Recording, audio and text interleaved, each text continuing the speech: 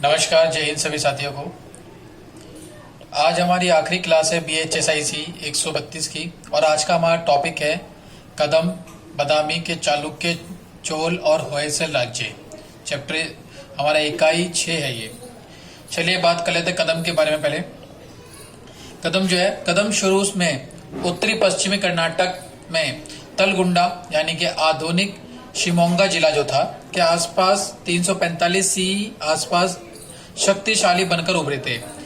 उनकी राजनीतिक गतिविधियों का केंद्र जो था वो वनवासी क्षेत्र था, इसलिए उन्हें आमतौर पर वनवासी के कदम के रूप में भी जाना जाता है। वे 6वीं शताब्दी CE के आसपास चालुक्य राज्य व्यवस्था में आत्मसात हो गए और चालुक्य और राष्ट्रकूटों के सामंत बन गए। वे एक बार फिर 10वीं शताब्दी CE के उत्तरार्ध में प्रमुखता से उभरे। यहाँ हमारा प्रयोजन प्रारंभिक कदम्बों से नहीं है, बल्कि हमारी चर्चा का ध्यान मध्ययुगीन कदम्बों पर होगा, जो 10वीं 13वीं शताब्दी CE के दौरान इस क्षेत्र में प्रमुख शक्ति थे। 11वीं शताब्दी CE में वनवासी कदम की वंशावली का दावा करने वाले दो प्रमुख समूह उभरे थे, जिनके नाम क्या थे? हंगड़ा के कदम, जिन्हें धारवाड़ जिले में, और गोवा के कदम जो धारवाड़, कारवाड़ और बेलगाम जिले के थे। दोनों ने बनवासी पुरी वर्दीवर्सर उपाधि का दावा किया था और राजधानी बनवासी पर अपना अधिकार जताया था। गोवा के कदम चंद्रपुरा और गोकापहड से शासन चलाते थे, जबकि हंगल के कदम्बों ने वनवासी पर अपना आधार बरकरार रखा था पहले की तरह। हंगल के कदम्बों ने 9वीं शताब्दी के शुरुआती दिनों से 13वीं शताब्दी तक अपनी राजधानी बनवासी से शासन किया। 11वीं शताब्दी के मध्य से प्रारंभिक 13वीं शताब्दी के बीच गोपकटन आधुनिक गोवा के कदम प्रमुख शक्ति थे। उन्होंने गोवा के उत्तर पश्चिमी भाग बेलगाम यानी कि पाटासींग 1200, धारवाड़ और उत्तरी कर्नाटक के कुछ हिस्सों कोंकण 900, वर्तमान रत्नागिरी जो आज के बात करें, आधुनिक कर्नाटक के जिलों पर शासन किया। गोवा के कदम्बों के संस्थापक श्रेष्ठ प्रथम थे। हालांकि गोवा के कदम्बों का समुचित इतिहास ग्वालदेव प्रधान श्रेष्ठ प्रथम के पुत्र से शुरू होता है। उन्हें लमका यानी दक्षिण गोवा को स्थायी रूप से अपने अधिकार क्षेत्र में लाने का श्रेय दिया जाता है। अंततः वे बादामी के चालुक्यों से हार गए। आखिर में क्या हुआ? वो बादामी के जो चालुक्य थे उनसे हार गए थे। अगला पॉइंट है हमारा बादामी के चालुक्य। अब उनके बारे में बात करेंगे हम। बादामी के चालुक्य के बारे में पढ़ लेते हैं। वो क्या है? ये जो पूरा टॉपिक है ये आपको डिस्क्रिप्शन बॉक्स में मिल जाएगा और इसका नोट्स मैं अपने व्हाट्सएप ग्रुप पे भी जो मेरे स्टूडेंट हैं उनको जुड़े हुए हैं उन लोगों को मैं नोट्स ही शेयर कर दूंगा। बाकी जो अलग हैं जो जिनके पास ये नोट्स नहीं पहुंच पाएंगे व्हाट्सएप ग्रुप के माध्यम से, वो इस वीडियो के डिस्क्रिप्शन बॉक्स में इस नोट्स को देख सकते हैं।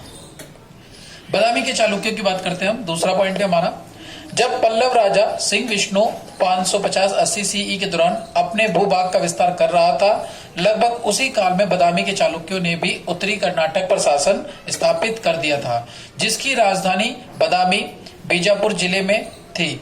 संस्थापक पुलकेशिन फर्स्ट जो प्रथम था, उसने 543 से 660 CE ने बादामी के निकट पर्वत पर एक शक्तिशाली दुर्ग यानी कि महल बनवा दिया था और अपनी विस्तारवादी गतिविधियों को प्रारंभ किया था। दक्षिण की ओर बनवासी के कदम्बों और पश्चिम के कोंकण के मौर्यों के क्षेत्र का जल्द जीत लिया गया और फर्स्ट की बात करें यानी 566 से 97 CE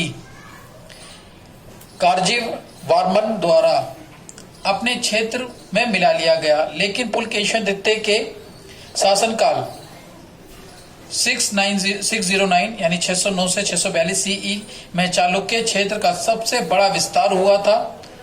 दक्षिण कर्नाटक के गंगा शासकों और पश्चिमी तट यानी दक्षिण कनारा जिला इसे कहते हैं के अलूपों को अपने अधीन कर लिया गया। अंततः कन्नड़ भाषी संपूर्ण क्षेत्र को एक शासन के अंतर्गत ले आया गया। उत्तर में सेना नर्मदा के पार मालवा और दक्षिणी गुजरात तक पहुंच गई, जहां लता, मालवा और गुज्जर राजाओं ने अधीनता स्वीकार कर ली। चालुक्य शासकों को बड़ी सफलता उत्तर के उनके सबसे बड़े प्रतिद्वंदी कन्नौज के हर्ष के विरुद्ध संघर्ष में मिली, जो दक्कन को जीतने की योजना बना रहा था। नर्मदा के तट पर चालुक्यों ने उसे निर्णायक रूप से परास्त किया, यानी कि उसे हरा दिया था। पूर्वी दक्कन और कृष्णा तथा गोदावरी के डेल्टा से बने तटवर्ती आंध्रा पर चढ़ाई करके पुलकेशिन ने पूरे दक्कन पर नियंत्रण करने की कोशिश की।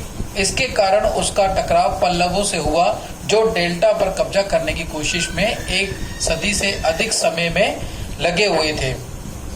पल्लव समकालीन महेंद्र वामन, जो 580 से 630 सीई में भी एक महत्वाकांक्षी राजा था। दोनों के टकरावों में पल्लवों की हार हुई और पल्लवों के क्षेत्र में चालुक्य सेना लगभग उनकी राजधानी कांचीपुरम तक घुस गई।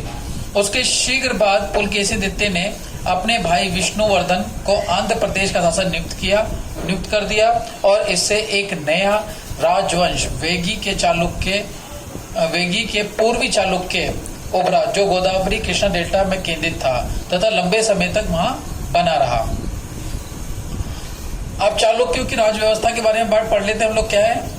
चालुक्य और राष्ट्रकूटों के दक्कन राज्यों की राजनीतिक पद्धतियां ब्राह्मणवादी सामाजिक राजनीतिक व्यवस्था और ब्रह्मदेव तथा मंदिरों जैसे संस्थानों पर आधारित थी, लेकिन ये लचीले ढंग से जुड़े हुए सामंती प्रकृति वाले राज्य थे। इन राज्यों की कमजोरी सामंती व्यवस्था की प्रकृति में निहित थी, जिसमें एक या दूसरे पदानुक्रम से युक्त मुख्य तंत्र के द्वारा सत्ता संतुलन को सैन्य सामर्थ्य के आधार पर आसानी से बदला जा सकता था।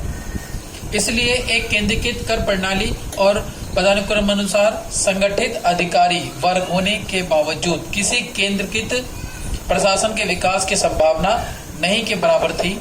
राजधानी में राजा के अधीन सैनिकों की और राजवंशीय परिवारों के सदस्यों के अधीन आसपास क्षेत्रों में तैनात छोटी सैन्य टुकड़ियां अस्तित्व में थी, पर कोई स्थायी सेना नहीं थी। इन छोटी सैनिक टुकड़ियों में से कुछ को उन पर पारगमन क्षेत्रों या मध्यवर्ती क्षेत्रों के समृद्ध स्थलों पर तैनात किया जाता था, जो मुख्य राजवंश के प्रति निष्ठावान सामंतों अथवा छोटी राजनीतिक शक्तियों के नियंत्रण में होते थे। यह क्षेत्र आंध्र तथा तमिल क्षेत्र की सब बड़ी राजनीतिक ताकतों के क्षेत्र की बड़ी सीमा से लगे हुए थे। अब इनके राजस्व की बात कर लेते हैं। किनके राजस्व की? चालुक्यों की राजव्यवस्था की बात करिए, अब चालुक्यों के राजस्व की बात करते हैं हम। राजस्व, चालुक्य राजाओं की उपाधि थी सत्याश्रय, श्री पृथ्वी वल्लभ महाराज, परमेश्वर और महाराजाधिराज। यह केंद्रीकृत राज्य नहीं था। मंत्रिपरिषद के बारे में कोई जानकारी नहीं मिलती है, लेकिन ऐसा लगता है कि शाही परिवार के सदस्य आधिकारिक स्तर पर कार्य करते थे। बाद में पूर्वी चालुक्य राज्य और अन्य राज्य इस नीति के तहत विकसित हुए। वे मूल बादामी के चालुक्यों की शाखा के रूप में उभरे। अभिलेखों से हमें प्रशासनिक व्यवस्था की जानकारी मिलती है। राज श्रीवस्तम शाही आदेश थे। विज्ञप्ति यानी आवेदन करने वाले और राजा के आदेश लिखने वाले, जो पत्थर व ताम्रपत्र पर अनुदान संबंधी आदेश अंकित करते थे, महत्वपूर्ण प्रशासनिक क्रमिक थे। यानी इसमें बात करें हम तो वे महासंधि विग्रहिका यानी शांति और युद्ध अधिकारी के पद पर कार्यरत थे। अभिलेखों में इन इकाइयों का उल्लेख है। वे है नाडो विषय तथा राष्ट्र। चालुक्य राज्यों में ताम्र अनुदान पत्रों में विषयपति, सामंत, ग्राम भूमिका तथा महारात्राओं का उल्लेख है। इस तरह प्रशासनिक व्यवस्था केंद्रीकृत नहीं थी। हालांकि विषयपति शाही प्रतिनिधि या क्रमिक थे। ग्राम प्रशासनिक व्यवस्था की सबसे छोटी इकाई थी। ग्राम स्तर के शाही प्रतिनिधि को गामुंडा कहते थे। वह राजा एवं ग्रामीणों के बीच कड़ी के रूप में कार्य करता था। कारण ग्रामीण लेखाकार थे। गांवों के बड़े लोगों को महाराज कहा जाता था। लक्ष्मेश्वर अभिलेखों में हमें शाही व्यवस्था व स्थायी प्रशासन के बीच संबंधों की जानकारी मिलती है। एक आचार व्यवस्थाएं जैसे अधिकार एवं कर्तव्यों का अधिकार पत्र, महाजनों, नगर यानी व्यावसायिक समूहों, देशाधिपति अधिकार जो कर एकत्रित करते थे यानी टैक्स इकट्ठा करते थे, और 18 प्रकारों को दिया जाता है। यह शाही क्रमिक महाजन, देशाधिपति अधिकारी जो कर एकत्रित करते थे, तेल बेचने वालों की श्रेणी आदि का उल्लेख करता है। ये वाला हमने इनके राजस्व की बात करी। अगला टॉपिक हम देख लेते हैं। अगला टॉपिक है हमारा चोल। मैंने आपको एक मिनट होल्ड कर लेते हैं।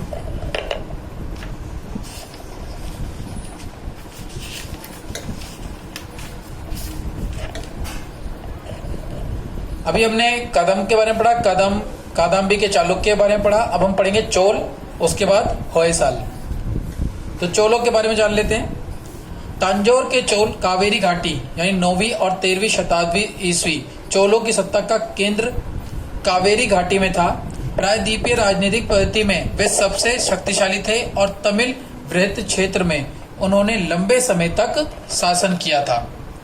भौगोलिक विस्तार की बात करें इनके तो 9वीं शताब्दी में चोल एक शासन करने वाली राजनीतिक शक्ति के रूप में उभरे।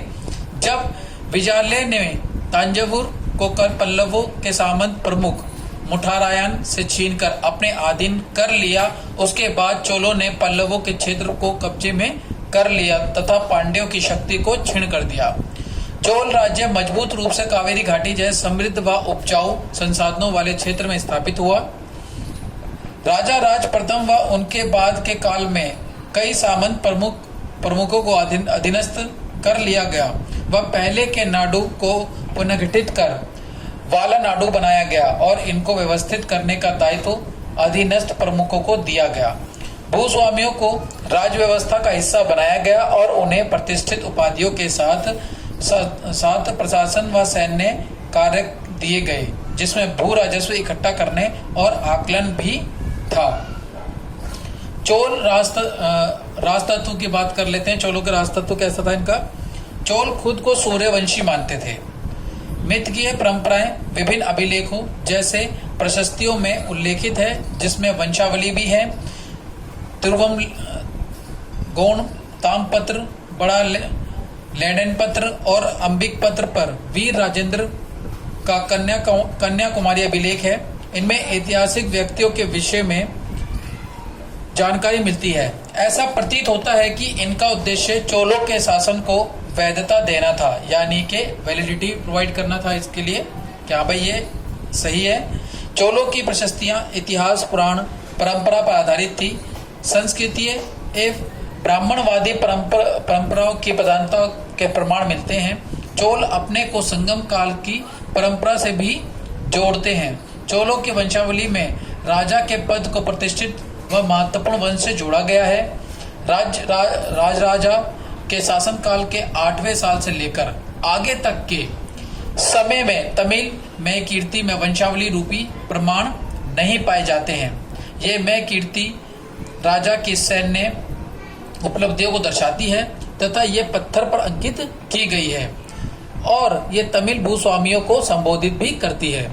चोल खुद को क्षेत्रीय वंशज बताते हैं। इस बात का प्रमाण है कि राज ने क्षेत्रीय शिरोमणि की उपाधि धारण की थी। राजा ने के अपने के साथ वामन प्रत्यय यानी कि संस्कृत से जोड़ना भी एक बात की पुष्टि करता है।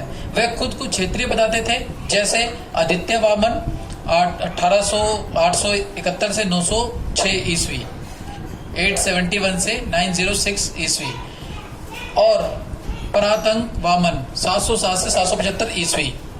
चोल शासन के दौरान बाकायदा राज्याभिषेक समारोह के नाम धारण किए जाते थे, जैसे प्राकृति वामन और राजकेसरी वामन एवं अरुमूली वामन संस्कृत प्रत्यय के साथ तमिल नाम है। चोलों के अधिकार पत्रों में प्रशस्ति तथा वंशावली संस्कृत में है तथा अनुदानों से संबंधित विस्तृत विवरण तमिल में मिलता है या उपलब्ध होता है। यह हमने चोलों के राजस्व की बात की थी। अगला हमारा है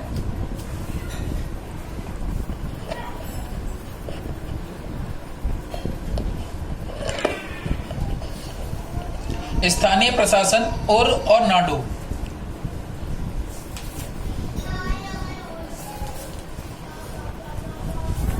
और नाडु को थोड़ा जान लेते हैं सब।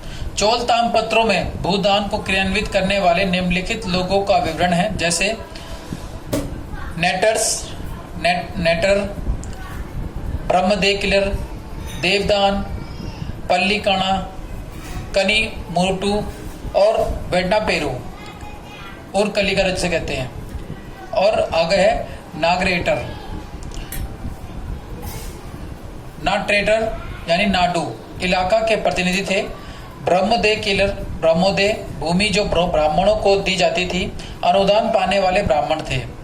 नागरेटर व्यापारी समुदाय थे जो नगरम या व्यापारियों की बस्तियों से जुड़े थे। देवदान, पल्लिकाड़ा, कविमुर्तु एवं वेट्टापेरू की पहचान कर मुक्त गांवों के रूप में दी गई है। वाई सुब्रयालू ने बताया है कि नेट्टर, वेल्लंगई, उरूर, कृष्णन ग्राम के समकक्ष थे, क्योंकि अनेक और नाडु बनाते थे। सुब्रायलू उर या ग्राम को नाडु का एक छोटा हिस्सा मानते थे। इसमें अगला पॉइंट हम देखते हैं। थोड़ा आपको मैं समरी की थोड़ा बता रहा हूं इसके बारे में, बाकी ब्रीफ में आपको नोट्स में मिल जाएगा, आप उसे ध्यान से देख लीजिएगा। ब्रह्मोदय एवं नगरम।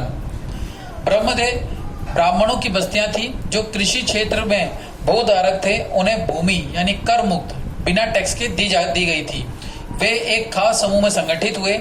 नगरम में वे व्यापारी रहते थे जो व्यापार तथा आदान प्रदान की गतिविधियों में संलग्न थे और उनके इलाके वाणिज्यिक केंद्रों में परिवर्तित हो गए।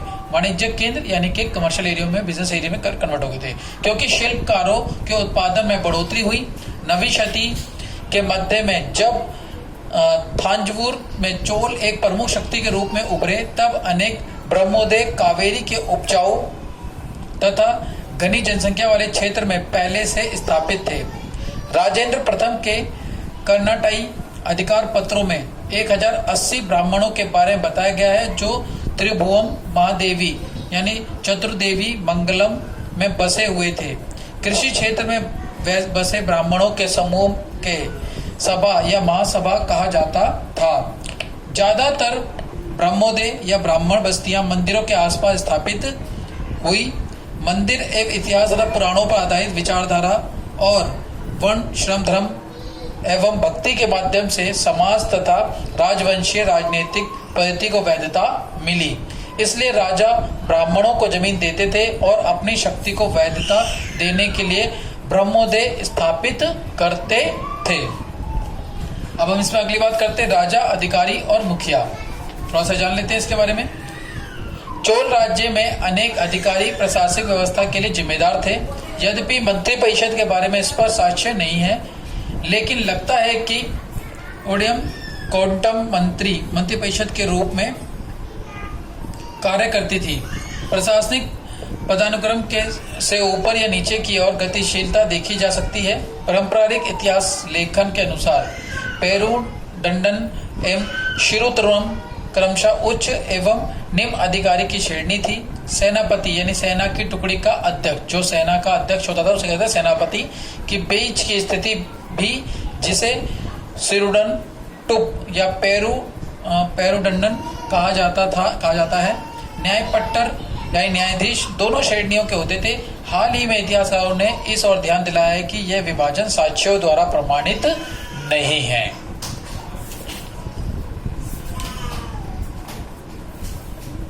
लास्ट टॉपिक है हमारा होयसल। इसके बारे में जान लेते हैं हम। द्वार समुद्र के होयसल, जैसा कि वे आमतौर पर इतिहास में जाने जाते हैं, कंडिंग क्षेत्र में उभरने और उन्होंने बेल्लूर के साथ दक्षिण भारत में 11वीं 14वीं शताब्दी सीई के दौरान प्रमुखता हासिल की।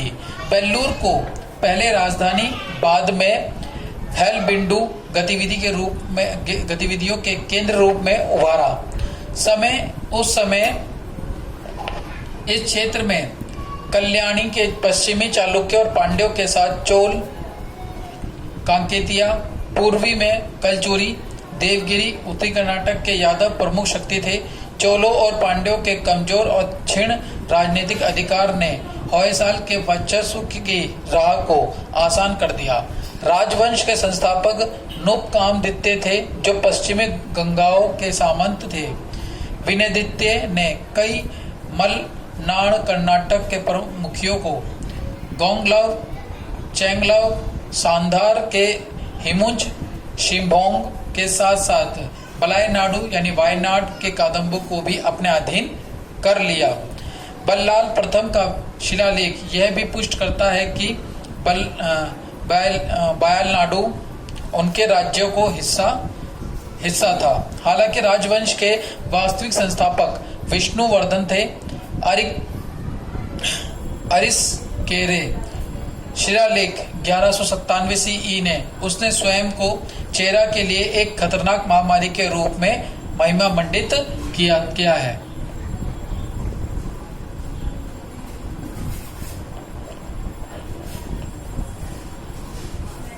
चेन्नाराय पटना अभिलेख 1190 सीई ने उन्होंने चेरा केरल की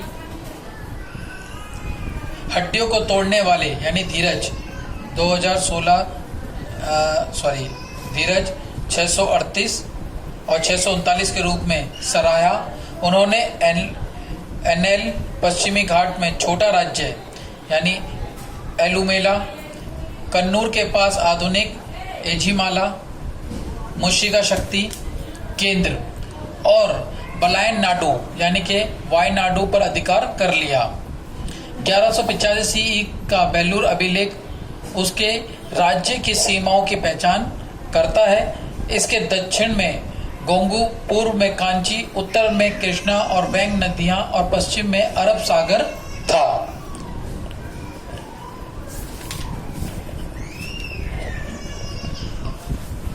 इसके राजा और उसके अधिकारियों की बात कर लेते हैं। राजा राज्य के मामलों पर नियंत्रण रखता था। उनका कर्तव्य था बुराइयों पर लगाम लगाना और अच्छे लोगों की रक्षा करना। वह सर्वोच्च अधिकारी और अपील अंतिम अदालत था। न्याय के से संबंधित सभी मामलों पर राजा द्वारा व्यक्तिगत रूप से देखा जाता था। होयसल साम्राज्य में मुख्य रानी के पास विशेष प्रशासनिक अधिकार होते थे। सैन्य अभियानों का नेतृत्व करते हुए भी उनके पास आसपास अलग अलग